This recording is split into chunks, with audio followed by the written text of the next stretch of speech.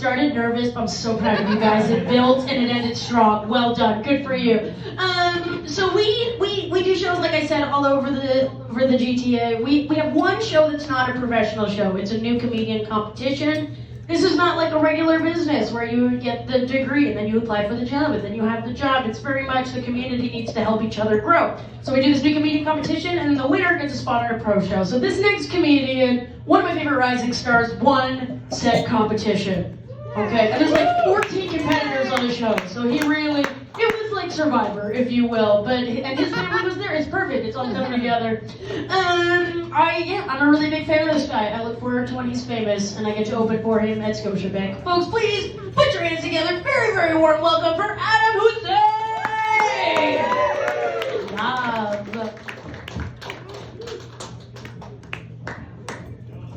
Hello.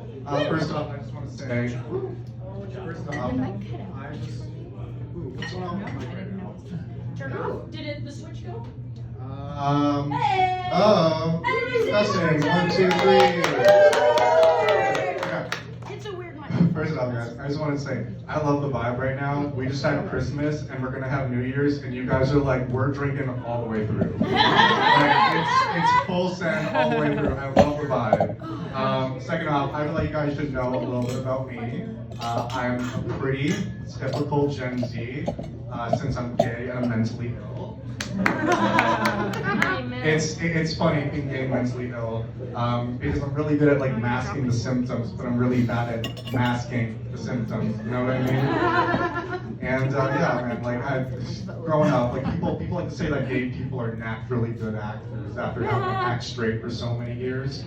That might be true for some people. That definitely was not true for me, because I was horrible at acting straight. Bitch, I was so bad at being in the closet, I had a friend call me her not gay best friend. I was so bad at being in the closet in high school, in gym class, every time that I shoot the basketball, I would kick my leg up like this. I was so bad at being in the closet in primary school during recess, I was known for singing and doing choreographed dances to Lady Gaga's Paparazzi. And let me tell you guys, the lunch ladies loved me. Okay? They thought I was a star. So I've always found it weird that like gay men, we are so bad at building things when we are so good at building up walls. Like, if I need to build an IKEA nightstand, I might as well get fucked. Because either way, I won't finish. That's hilarious. But the second I see a guy I'm into, bitch, I will start acting like I know how to use a 2x4, okay? And like when I build up my walls, right? I'm like the pig with a straw house, because I'll act surprised when the big bad wolf tries to blow it down, but like I kind of definitely wanted him to, you know? I've always had a thing for guys that know how to break down my walls, nail me, and flood my foundation, right?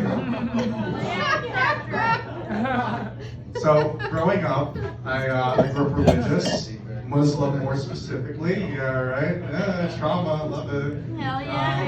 And you know, growing up religious was weird because your parents wouldn't let you watch Family Guy because it was like too inappropriate for kids. But then they'd explain to you in great detail how you'd burn in the eternal flames of hell if you ever ate pork.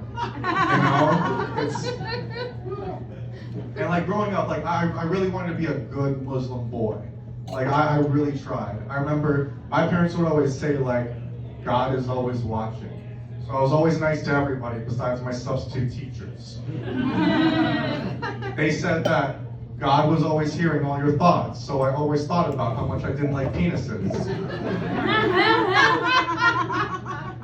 And I mean, they always said, most importantly, to always fear God.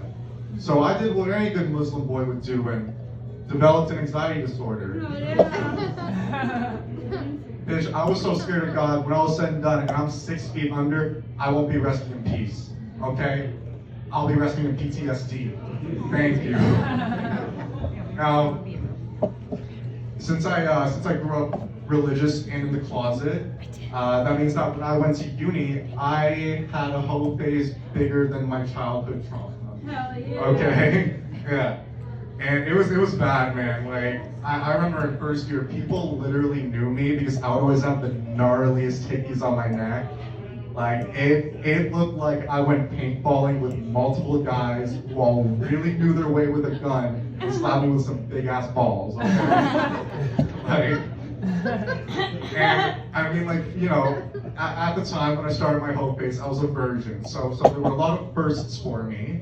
Of course, there was a time that I lost my virginity, and you know, it was a very typical gay modern virginity story, right? I mean, I met the guy on Grindr. It's true. I don't remember his name at all. You guys didn't see that. Pay attention to me. We're gonna start that over. So. The guy on Grindr, I don't remember his name at all. I was 18, he was 52. Because major daddy issues require major daddy solutions.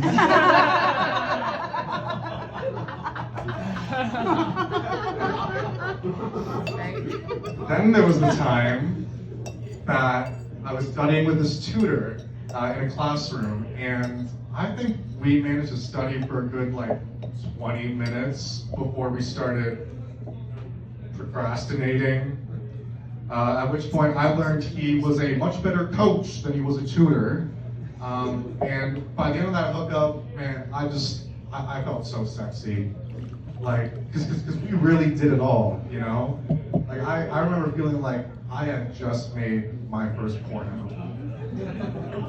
Because I just found out there were cameras in there.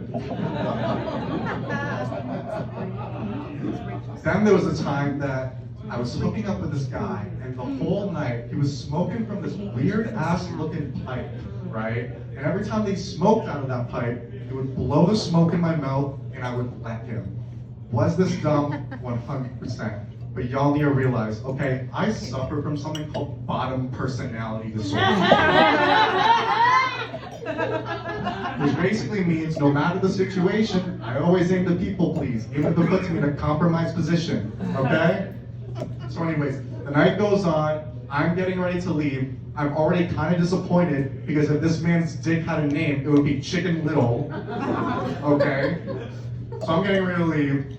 I'm about to step out the door, and he stops me, and he goes, "You've done meth before, right?" Bitch, when I realized that I'd just been secondhand smoking meth for the past 5 hours, I thought my life was over, okay? I thought it was only a matter of time until the secondary effects kicked in, and I was just gonna be a meth addict for the rest of my life.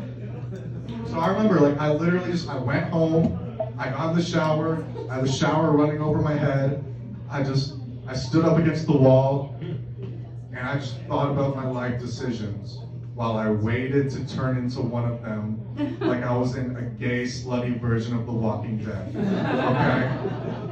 Anyway, that's my time, guys. Thank you so much for tonight.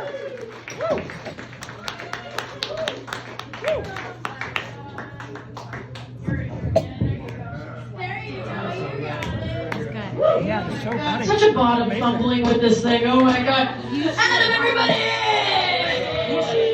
Oh my goodness. Oh my goodness. Big